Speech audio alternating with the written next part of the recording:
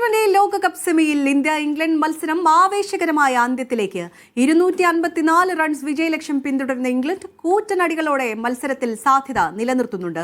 5 വിക്കറ്റുകൾ ഇതിനോടകം ഇംഗ്ലണ്ടിന് നഷ്ടമായി.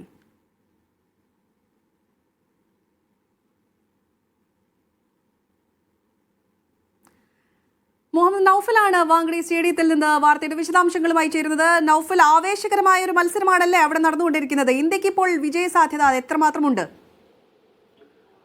അത്യന്തം ആവേശകരമായ ഒരു അന്ത്യത്തിലേക്കാണ് ഈ മത്സരം നീങ്ങിക്കൊണ്ടിരിക്കുന്നത്. ഇനി 31 ബോളിൽ 70 റൺസാണ് ഇംഗ്ലണ്ടിന് ജയിക്കാൻ വേണ്ടത്. T20യിൽ അത് എടുക്കാൻ കഴിയാത്ത ഒരു സ്കോറല്ല. പക്ഷേ ഇംഗ്ലണ്ടിന് 5 വിക്കറ്റുകൾ നഷ്ടപ്പെട്ടു എന്നുള്ളതാണ് അവർ നേരിടുന്ന ഒരു പ്രശ്നം. പക്ഷേ അവരുടെ ഏറ്റവും മികച്ച ബാറ്റ് ചെയ്യുന്ന ജേക്കബ് ബേത്തൽ ഇപ്പോഴും 81 റൺസുമായി ക്രീസിലുണ്ട്.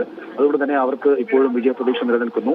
ഇന്ത്യക്ക് ജേക്കബ് ബേത്തലിന്റെ വിക്കറ്റ് എടുക്കാൻ കഴിഞ്ഞാൽ വിജയസാധ്യത കൂടും. പക്ഷേ നിലവിലെ സാഹചര്യത്തിൽ ഇംഗ്ലണ്ട് ബാറ്റർമാർ കൺട്രോൾ ചെയ്തിരിക്കുന്ന ഒരു അവസ്ഥയിലാണ് കാര്യങ്ങളുള്ളത്. ഏറ്റവും ഒടുവിലായി വിൽ ജാക്സിനെ ഔട്ടാക്കിയതാണ് ഇന്ത്യയുടെ നേട്ടം. വിൽ ജാക്സിനെ ഔട്ടാക്കാൻ വേണ്ടി അക്ഷർ പട്ടേൽ പറന്ന് എടുത്ത ക്യാച്ച്, അത് ദുബൈയുടെ പേരിലാണ്. കാരണം അക്ഷർ പട്ടേൽ പറന്നെടുക്കുകയും ബൗണ്ടറി ലൈൻ പറന്നെടുത്ത ബോൾ ദുബൈ കൈമാറി അത് ക്യാച്ച് ആവുകയായിരുന്നു. അങ്ങനെ അക്ഷർ പട്ടേൽ എടുത്ത ആ ക്യാച്ചാണ് ഇപ്പോൾ കളിയുടെ ഒരു ടേണിംഗ് പോയിന്റ് ആയി മാറിയിരിക്കുന്നത്. ഇപ്പോൾ ഇംഗ്ലണ്ട് സ്കോർ അല്പം അതിന്റെ റൺ റേറ്റ് കുറഞ്ഞിട്ടുണ്ട്. അതുകൊണ്ട് തന്നെ ഇന്ത്യക്ക് അല്പം പ്രതീക്ഷ അത് നൽകുന്നു. പക്ഷേ ജേക്കബ് ബദൽ ഇപ്പോഴും ക്രീസിൽ ഉള്ളത് കൊണ്ട് ഇന്ത്യക്ക് അത് ഭീഷണിയാണ്.